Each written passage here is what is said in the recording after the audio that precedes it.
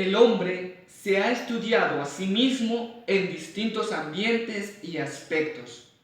Y en este momento platicaremos sobre dos grandes conceptos, la filosofía y en especial la cultura.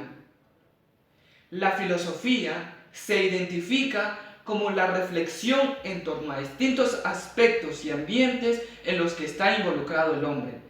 Y entre estos aspectos encontramos la cultura. Según Manuel Marcos, en su texto La cultura y el proceso de socialización es todo lo que hacemos. Cultura es cómo nos movemos, es cómo pensamos. Solo hacemos cultura. Aunque esta definición anteriormente dada es asignada por la antropología y la sociología, es también importante resaltar que este concepto ha ido evolucionando mediante la historia del hombre. Al principio, cultura era asignada como el cultivo de la tierra, luego como el progreso intelectual de una persona, luego de eso como el progreso intelectual del ser humano en general, y luego como el progreso intelectual de la humanidad en general. Es necesario, como dice Rocher, mencionar algunas características de la cultura. Afecta en primer lugar toda la actividad del ser humano. No es biológico. El ser humano aprende estas características, estos elementos, estos modos de pensar, de ser y estos modos de vivir en medio de las personas. La cultura se comparte. La cultura es acción. Ahora bien, filosofía de la cultura es la reflexión filosófica de estos elementos culturales. Se intenta evaluar, hacer críticas y plantearse cómo viven las personas su cultura y cómo en medio de la cultura se socializan y comparten sus ideas y sus formas de ser. Según Eliot, cultura es todo lo que crece, lo que está vivo. Y para Rocher es todo un conjunto de elementos, de modos de pensar, de modos de ser, aprendidos en medio de un conjunto de personas. Entre estos elementos culturales se mencionan algunos: los elementos cognitivos, las normas, las creencias, los valores, los signos y las formas no normativas de conducta. Los elementos cognitivos significan que toda cultura tiene un alto nivel de conocimiento sobre la naturaleza, todo lo que nos rodea y también en especial sobre la sociedad. Las normas son reglas y expectativas con las cuales una sociedad regula la conducta de cada uno de los miembros. Los valores sirven de guía para la vida en sociedad. A través de ellos evalúan lo que es bueno, lo que es malo, lo que es deseable y lo que tiene que ser así. La creencia, en cambio, es algo que empíricamente no se puede demostrar, porque se constituye a partir de la fe. No se puede, por tanto, racionalizar. Los signos se dividen en dos clases. Las señales indican un hecho. Los símbolos son significados más complejos con los cuales se pueden identificar ciertos aspectos en la vida humana y social. Las formas no normativas de conducta son las maneras o estilos peculiares de un grupo de gente, de un grupo de personas.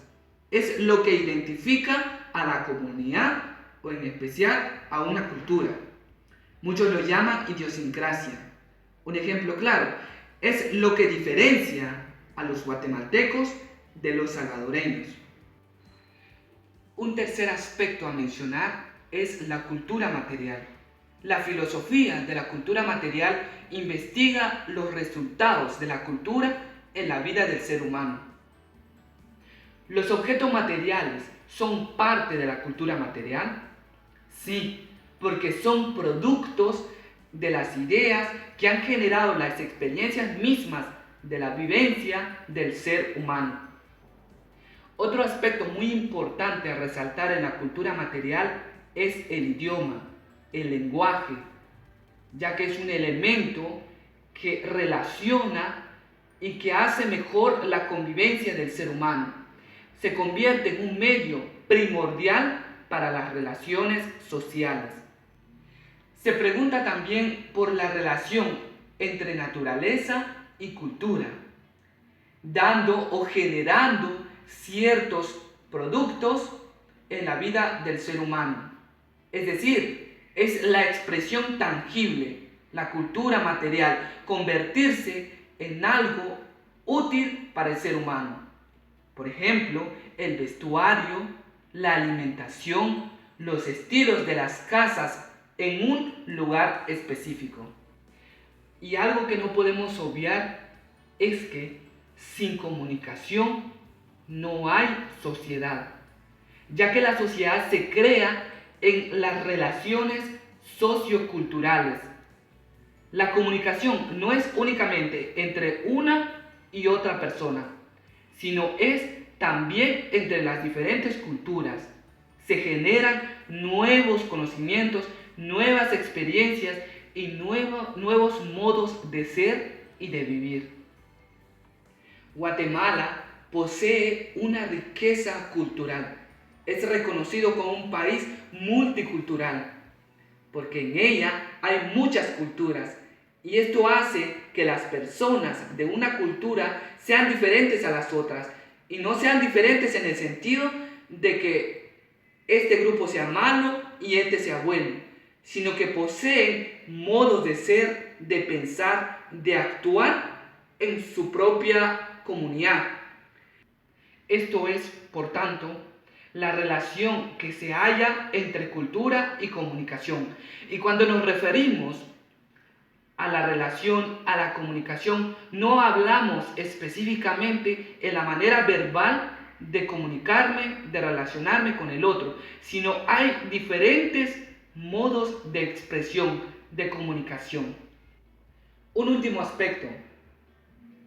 En la filosofía de la cultura se intenta también construir nuevos caminos de relaciones socioculturales. No se queda únicamente en el planteamiento de aquellos elementos que conforman las culturas, sino que va más allá, va hacia una reflexión, hacia una necesidad de buscar relacionar esta cultura con la otra. De esta manera, beneficiarse de las otras experiencias. Es lo que podemos generar de este planteamiento. ¿Y cómo se ve estas riquezas culturales en Guatemala? Se ve cuando cierto grupo de personas genera nuevas ideas para una convivencia mejor entre la sociedad, en la sociedad.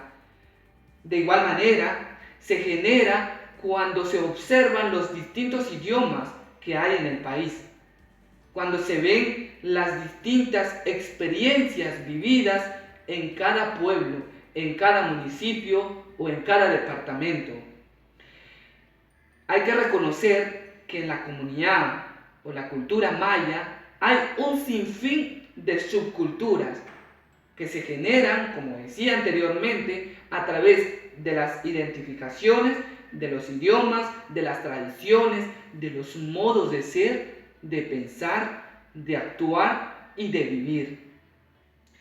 Todo este vínculo, la necesidad de relacionarse con los demás, podría decirse que es algo innato, que es algo necesario, ya que la persona es impulsada a relacionarse con los demás, porque por naturaleza el ser humano es invitado a las relaciones sociales.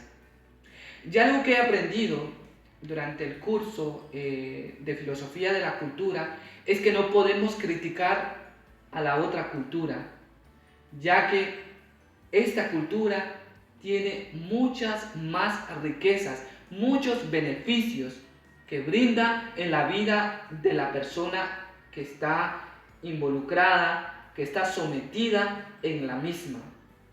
Hablábamos de que la cultura se da en un grupo social.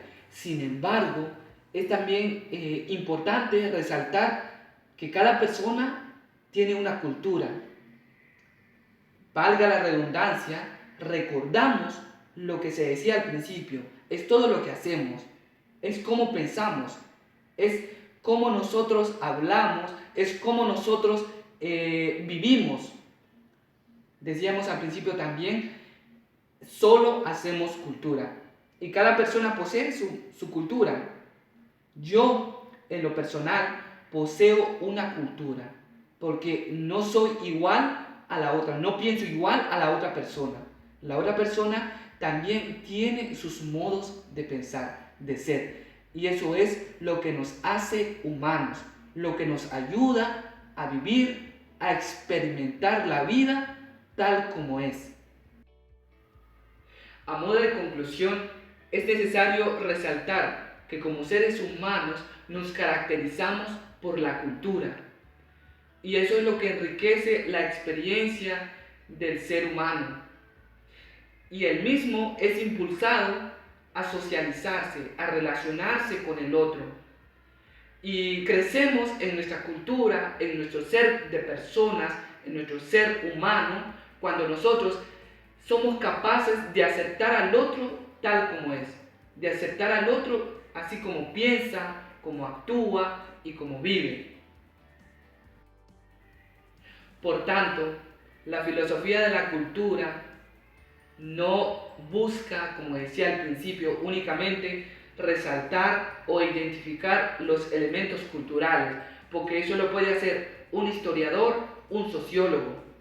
La filosofía de la cultura va buscando aquellos elementos que ayudan en muchas ocasiones en nuestras relaciones con los demás y también lo que no nos ayuda, es decir, nuestro egoísmo al momento de no aceptar, de no querer aceptar al otro con su cultura, su modo de ser, su modo de pensar y no aceptar a los otros, a los demás que también poseen sus culturas, poseen ciertos elementos, ciertas experiencias de vida y en especial su propia vivencia.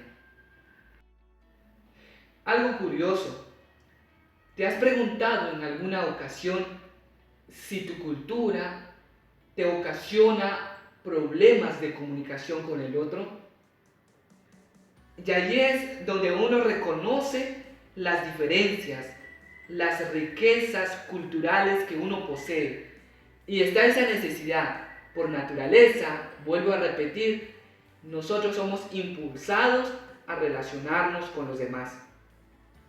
Y vamos a enriquecernos más cuando seremos capaces de aceptar al otro como piensa, así como actúa, y también nos va a ayudar a enriquecernos de esa otra cultura.